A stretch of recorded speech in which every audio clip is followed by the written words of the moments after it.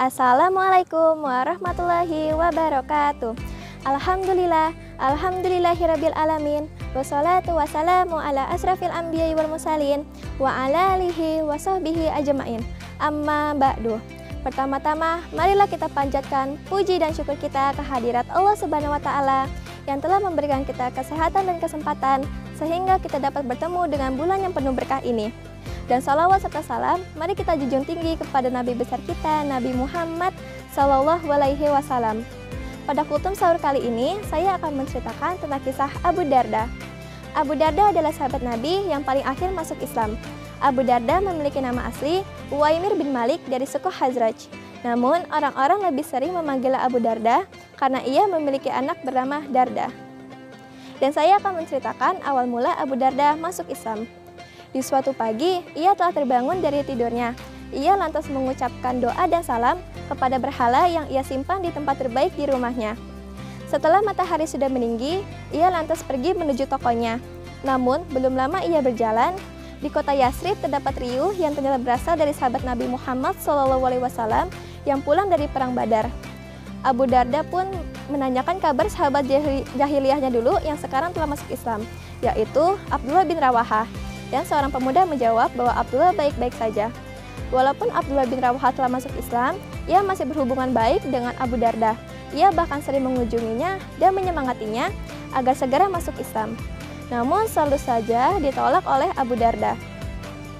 Di rumahnya Abu Darda, pintu rumahnya terbuka dan terdapat Ummu Darda di dalamnya. Abdullah minta izin untuk masuk ke dalam rumahnya dan diizinkan oleh Ummu Darda. Abdullah menunggu kedatangan Abu Darda di dalam rumah.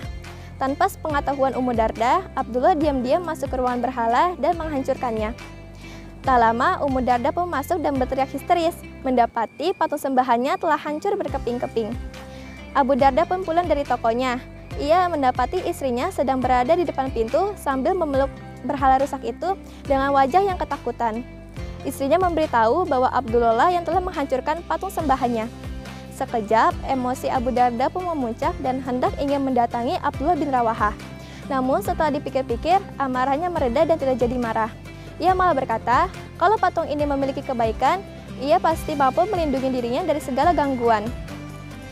Sejak saat itu, Abu Darda langsung pergi mencari Abdullah bin Rawahah untuk minta diantar menghadap Rasulullah SAW untuk menyatakan keislamannya. Dengan ini menjadikan Abu Darda sebagai sahabat Nabi yang paling akhir masuk Islam dari kaum Khazraj. Sejak saat itu, Abu Darda langsung beriman kepada Allah Subhanahu wa taala dan menyesali ketertinggalannya tersebut, membalasnya dengan mempelajari agama Islam dengan giat dan tekun. Nah, sahabat Cordova, kalian tahu gak pelajaran yang bisa diambil dari kisah Abu Darda ini? Pelajaran yang bisa diambil dari kisah Abu Darda ini adalah meningkatkan kesolehan berjamaah.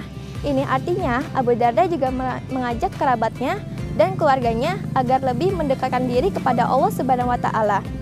Dan ada juga dalil yang menjelaskan bahwa Allah telah berjanji kepada orang-orang yang beriman dan beramal solih untuk menjadikan mereka berkuasa di muka bumi, yaitu surat An-Nur ayat 55 yang berbunyi, A'udzubillahi minasyaitonirrajim.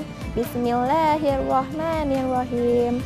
Wa'adallahu allazina amanu minkum wa amilus solihati layastakhlifannahum fil ardi kama stakhlafal ladzina min qablihim walayumakkinanna lahum dinahum allazir tadalahum walayubaddilannahum min ba'di khawfihim amna ya'budunani la yusyrikuna bi syai'an wa man kafara ba'da zalika fa'ulaika humul fasikun. Demikianlah kultum yang dapat saya sampaikan. Semoga dapat bermanfaat bagi kita semua. Amin. Semangat terus dalam menjalankan ibadah puasanya. Wassalamualaikum warahmatullahi wabarakatuh.